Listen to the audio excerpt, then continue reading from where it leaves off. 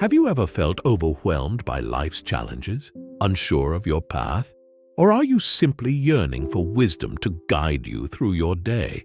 Well, you're in luck.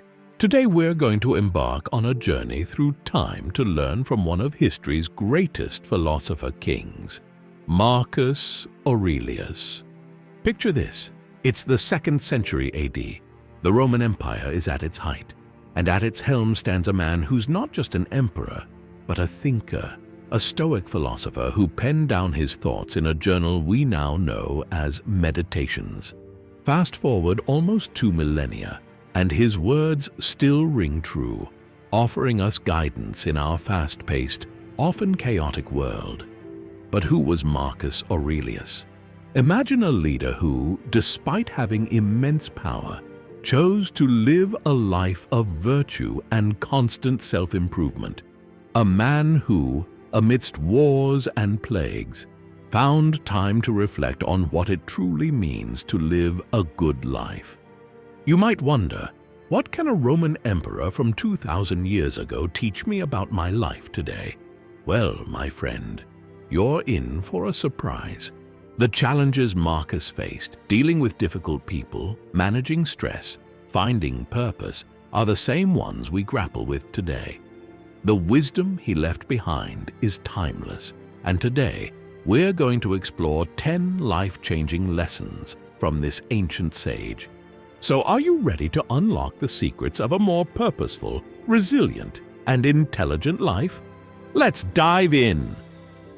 The power of perception. Our first lesson from Marcus Aurelius is all about the power of perception. He wrote, "You have power over your mind, not outside events. Realize this, and you will find strength." Think about that for a moment. How often do we feel victimized by circumstances, blaming our lousy mood on traffic, rude comments, or rainy days? But Marcus reminds us that while we can't control these external events, we have absolute control over how we perceive and respond to them.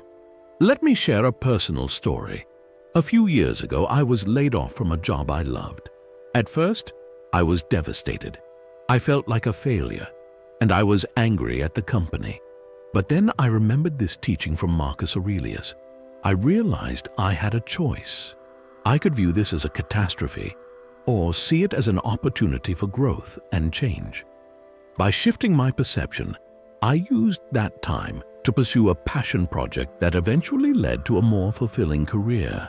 The event didn't change, but my perception of it did, and that made all the difference. So, how can you apply this in your daily life? The next time you face a challenging situation, pause for a moment. Ask yourself, is my interpretation of this event the only possible one? Is there a more constructive way I could view this? Remember, you have the power to reframe any situation. A traffic jam can become an opportunity for mindfulness. A critic's harsh words can be a chance for self-improvement. By changing your perception, you change your reality. Marcus Aurelius practiced this by starting each day with a simple meditation. He would remind himself that he might encounter difficult people or challenging situations, but the power to remain calm and rational was entirely his own. Why not try this yourself? Tomorrow morning, take a few minutes to set your intention for the day. Remind yourself that whatever comes your way, you have the power to choose your response. In the comments below, share a situation where you could apply this lesson. How might changing your perception transform a challenge in your life? Live in the present moment. Our second lesson from Marcus Aurelius is about the importance of living in the present moment. He wrote, "Never let the future disturb you. You will meet it, if you have to, with the same weapons of reason which today arm you against the present." In our modern world, it's so easy to get caught up in regrets about the past or anxiety about the future. We replay old mistakes or worry about what might go wrong tomorrow. But Marcus reminds us that the only moment we truly have is now. Think about it. How much of your mental energy is spent on things that have already happened or things that might never occur? It's exhausting, isn't it? Let me share an example from ancient times that's still relevant today. There's a story about a group of people who came to Socrates complaining about their anxiety over a forthcoming battle. Socrates asked them, "Are you anxious about the past?" They said no. "Are you anxious about the present moment?" Again, they said no. Then Socrates concluded, "You must be anxious about the future, which doesn't exist and may never exist." This wisdom echoes Marcus Aurelius's teaching. By focusing on the present, we free ourselves from unnecessary suffering and open ourselves to the richness of each moment. But how do we put this into practice? Here are 3 simple techniques. 1. Mindful breathing. Take a few deep breaths, focusing your attention solely on the sensation of breathing. This anchors you in the present moment. 2. The 5 senses. Exercise. Wherever you are, name 5 things you can see, 4 things you can touch, 3 things you can hear, 2 things you can smell, and 1 thing you can taste. This rapidly brings your awareness to the present. 3. Single tasking. Instead of multitasking, focus on one task at a time. Whether eating, working, or talking with a friend, be fully present in that activity. Remember, the present moment is where life happens. It's where we can act, change, and live. As Marcus Aurelius said, confine yourself to the present. Try this. For the next hour, commit to being fully present in whatever you're doing. Then, share how this experience differed from your usual way of being in the comments. Did you notice anything new or surprising? As we wrap up this first part of our journey through Marcus Aurelius's wisdom, take a moment to reflect on these 2 powerful lessons. How might your life change if you mastered the art of perception and lived more fully in the present moment? Our next segment will explore 2 more life-changing lessons from this ancient sage. Until then, remember, you have the power to shape your reality, and the present moment is your point of power. Use it wisely. Embrace adversity. As we continue our journey through the wisdom of Marcus Aurelius, let's dive into our 3rd lesson, embracing adversity. Marcus Aurelius wrote, "The impediment to action advances action. What stands in the way becomes the way." This profound statement encapsulates a core principle of Stoic philosophy, the idea that obstacles are opportunities. Now, I know what you're thinking. Embrace adversity? That sounds about as fun as hugging a cactus.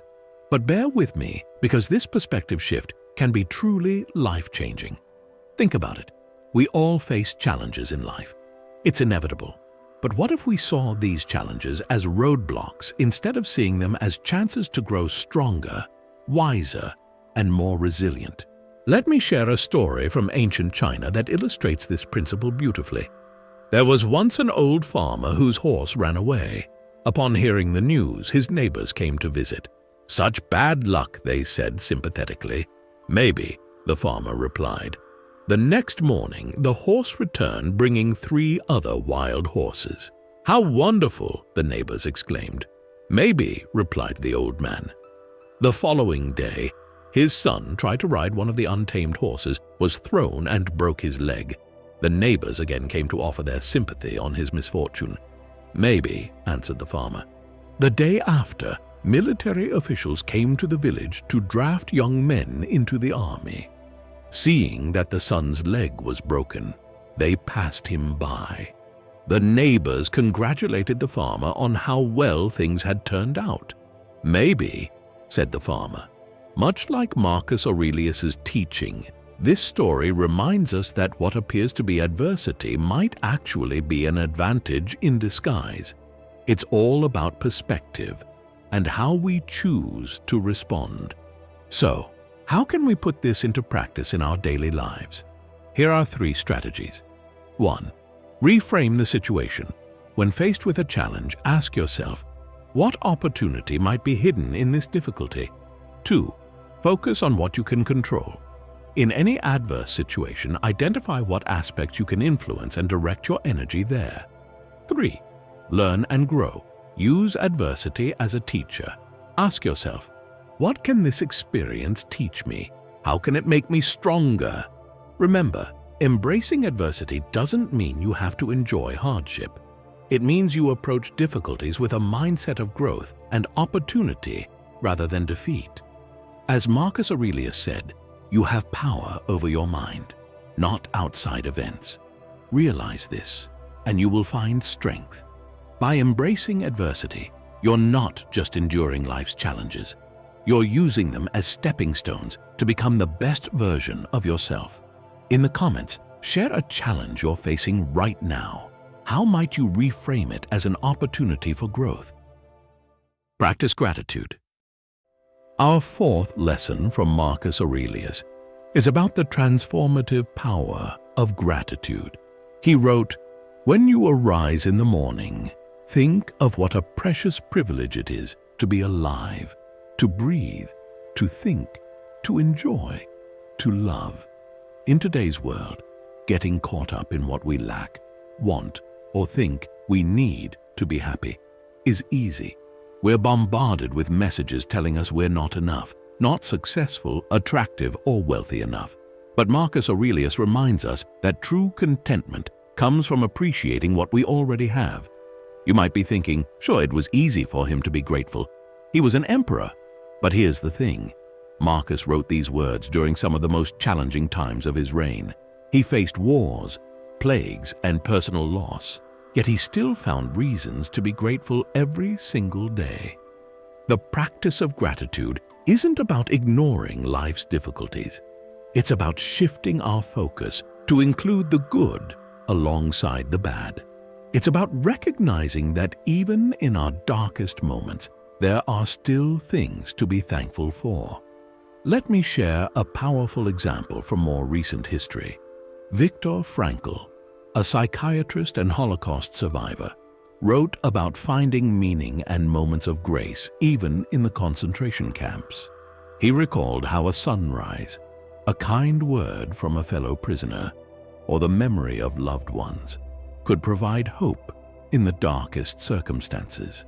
If Frankl could find reasons to be grateful in such extreme conditions, surely we can find things to appreciate in our daily lives. So, how can we cultivate a practice of gratitude? Here are 3 simple techniques. 1. Keep a gratitude journal. Write down 3 things you're grateful for each day. They don't have to be big things.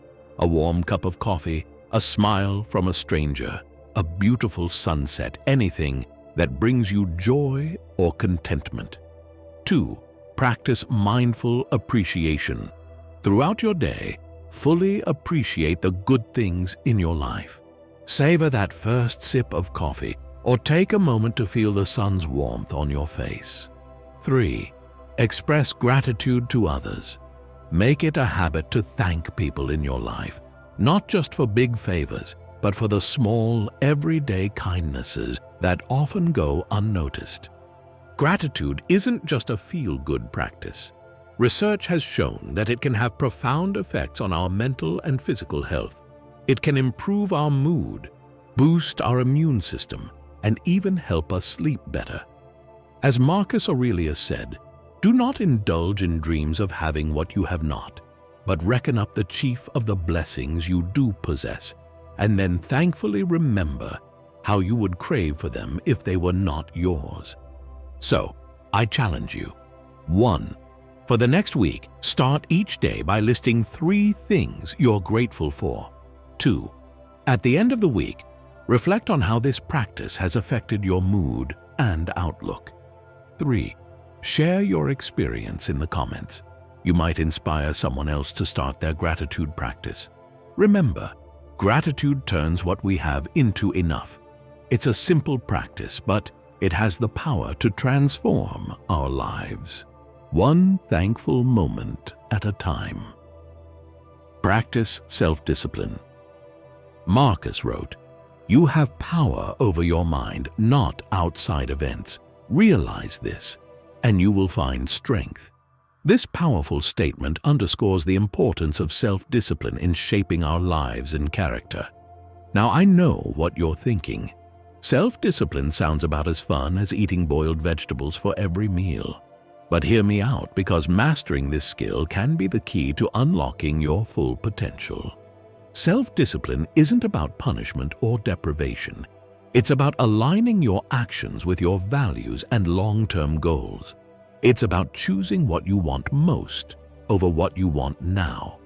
Let me share a story from ancient Greece that illustrates this principle beautifully. Odysseus, the legendary hero, knew he would have to sail past the island of the Sirens, whose enchanting song lured sailors to their doom. Instead of resisting their call, Odysseus had his men tie him to the mast of his ship and fill their ears with wax. He exercised self-discipline in advance, knowing he couldn't trust his future self to make the right decision in the heat of the moment. Much like Marcus Aurelius's teaching, this story reminds us that self-discipline is about setting ourselves up for success rather than relying solely on willpower in the moment of temptation. So, how can we cultivate self-discipline in our daily lives? Here are 3 strategies. 1. Start small. Don't try to overhaul your entire life overnight. Begin with one small habit, making your bed every morning or meditating for 5 minutes daily. 2. Create systems. Set up your environment to support your goals. If you want to eat healthier, stock your fridge with nutritious foods. If you want to exercise more, lay out your workout clothes the night before. 3. Practice mindfulness. Before acting impulsively, pause and ask yourself, is this aligned with my long-term goals? This simple question can help you make more disciplined choices. Remember, self-discipline is like a muscle. The more you exercise it, the stronger it becomes. And as it strengthens, you'll find yourself more capable of achieving your goals and aligning with your values. As Marcus Aurelius said, "You must be like a promontory of the sea, against which, though the waves beat continually, yet it both itself stands, and about it are those swelling waves stilled and quieted." With self-discipline, you can stand firm against the temptations and distractions of life, staying true to your course. In the comments, share one area of your life where you'd like to cultivate more self-discipline. What's one small step you can take today towards that goal? Embrace impermanence. Our 6th lesson from Marcus Aurelius is about embracing the impermanent nature of all things. He wrote, "Is any man afraid of change? What can take place without change? What then is more pleasing or more suitable to the universal nature?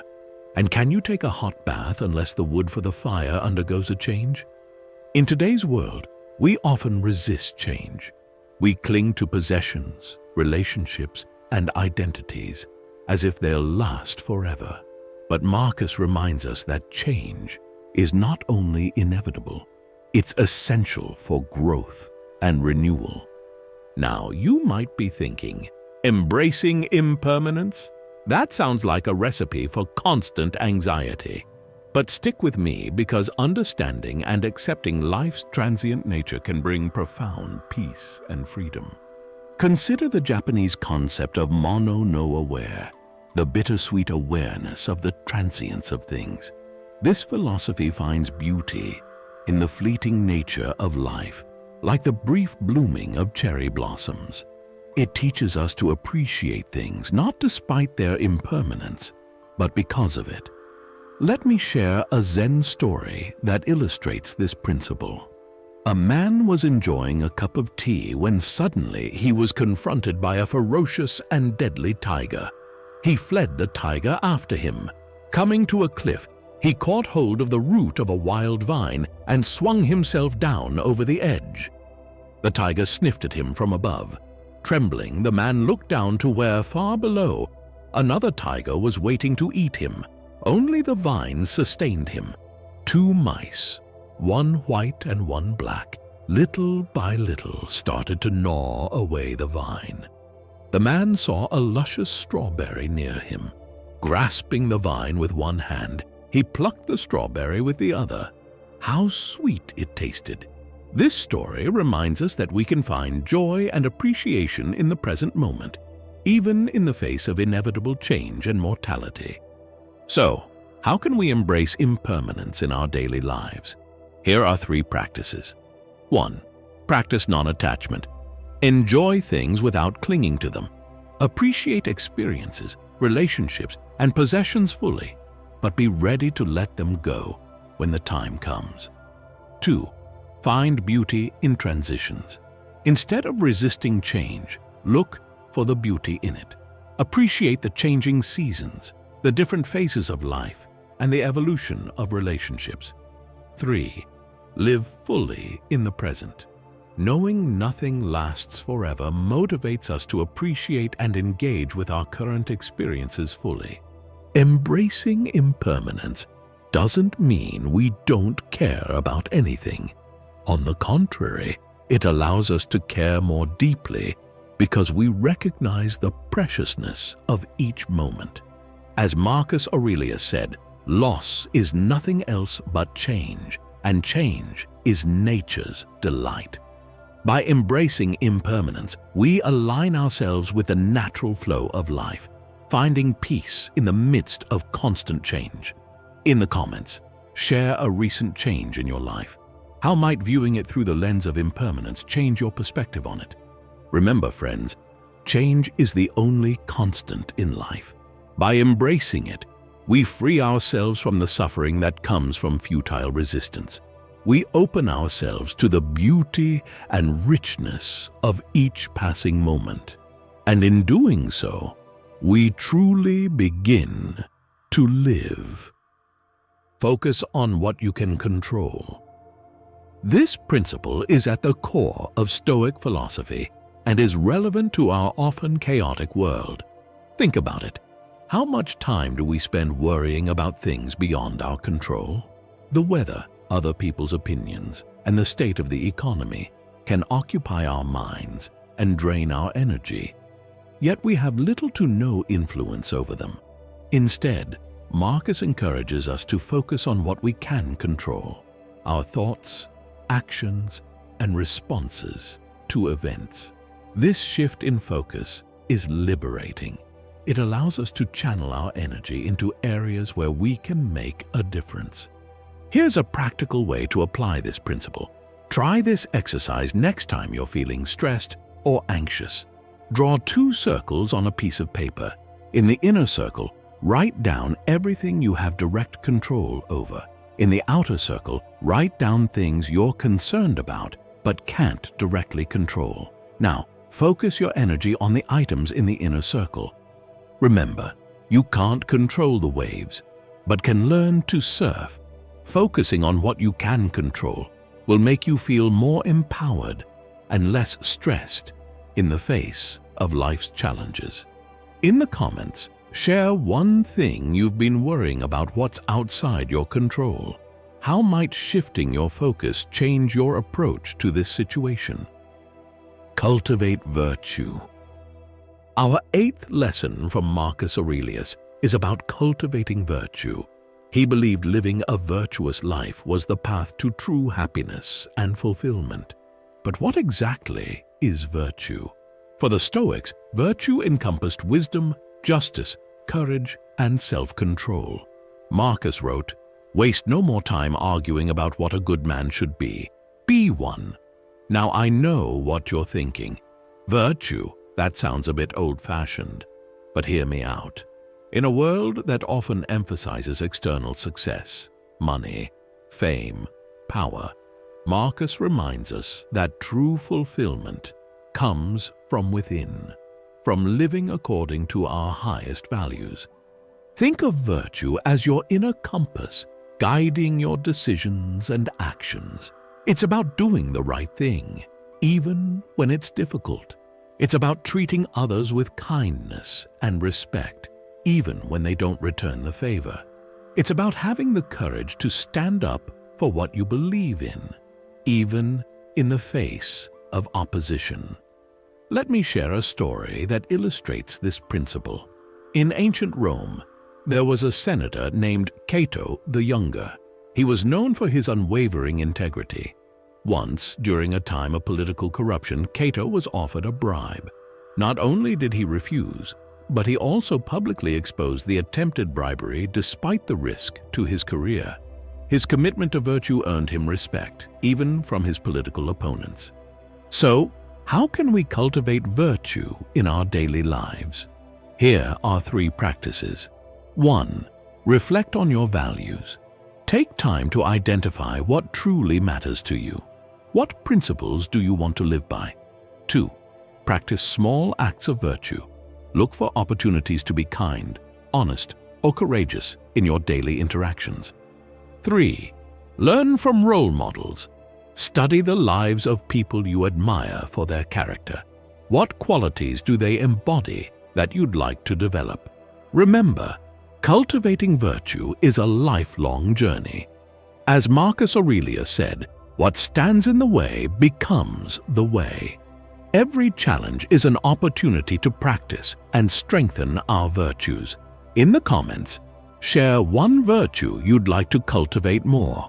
What's one small step you can take today to practice this virtue? Embrace your mortality. Our 9th lesson from Marcus Aurelius might seem morbid at first, but stay with me. It's incredibly life-affirming. The lesson is to embrace your mortality. Marcus wrote, "You could leave life right now. Let that determine what you do and say and think." This isn't meant to be depressing. Instead, it's a powerful reminder to live fully and authentically in the present moment. In our society, we often avoid thinking about death, but the Stoics, including Marcus, believed that regularly contemplating our mortality could help us live more meaningful lives. Think about it. If you knew this was your last day on earth, how would you spend it? What would suddenly become important? What petty concerns would fall away? This perspective can help us prioritize what truly matters. It can motivate us to pursue our dreams, repair relationships, and live according to our values. It reminds us not to postpone our happiness or tell people we love them. Here's a practice you can try. At the end of each day, take a moment to reflect. If this had been your last day, would you be satisfied with how you lived it? This isn't about morbid obsession, but about using the reality of our finite time to fuel a more purposeful life. As Marcus said, "It is not death that a man should fear, but he should fear never beginning to live." By embracing our mortality, we free ourselves to live truly. In the comments, share one thing you've been putting off. How might embracing the idea of mortality motivate you to take action on it? Remember, friends, our time is limited, but that's what makes it precious. Let's use this knowledge not to fear death, but to inspire us to live more fully, love more deeply, and leave a positive mark on the world. Practice self-reflection. We've arrived at our final lesson from Marcus Aurelius, the practice of self-reflection. Marcus wrote, "Look within. Within is the fountain of good, and it will ever bubble up if thou wilt ever dig." In our fast-paced world, it's easy to get caught up in the external, our jobs, social media presence, and possessions. But Marcus reminds us that true growth and contentment come from looking inward. Self-reflection isn't about harsh self-criticism. It's about honest, compassionate self-examination. It's about understanding our motivations, recognizing our strengths and weaknesses, and continuously striving to align our actions with our values. Try this. Set aside a few minutes each day for self-reflection. You might journal, meditate, or review your day quietly. Ask yourself, what went well? What could I have done better? What did I learn? How did I grow? As Marcus said, the happiness of your life depends upon the quality of your thoughts. By cultivating the habit of self-reflection, we can improve the quality of our thoughts and, by extension, the quality of our lives. As we wrap up our journey through the wisdom of Marcus Aurelius, let's take a moment to reflect on what we've learned. We've explored the power of perception, the importance of living in the present, embracing adversity, practicing gratitude, cultivating self-discipline, accepting impermanence, focusing on what we can control, nurturing virtue, embracing our mortality, and the value of self-reflection. These lessons, though ancient, are timeless. They offer a roadmap for living a more purposeful, resilient, and fulfilling life. But remember, wisdom isn't just about knowing, it's about doing. The real work begins now as you apply these lessons in your daily life. As Marcus Aurelius said, "Waste no more time arguing about what a good man should be. Be one." So, I challenge you. Choose one of these lessons that resonated most with you. Commit to practicing it for the next week. See how it changes your perspective, your actions, and your life. Remember, becoming a modern Stoic isn't about achieving perfection. It's about continuous growth and improvement. It's about striving to be better today than you were yesterday. If you've found value in these lessons from Marcus Aurelius, I invite you to join our community of modern Stoics. Subscribe to the Stoic Community YouTube channel for more insights on applying ancient wisdom to contemporary life. Hit that like button if this video resonates with you and share it with someone who might benefit from these timeless teachings. Remember, the journey of personal growth is both individual and collective. By sharing these ideas, you're not just improving your own life, you're contributing to the wisdom and well-being of others. Thank you for joining me on this exploration of Marcus Aurelius's wisdom. Until next time, stay curious and reflective, and strive to be your best version.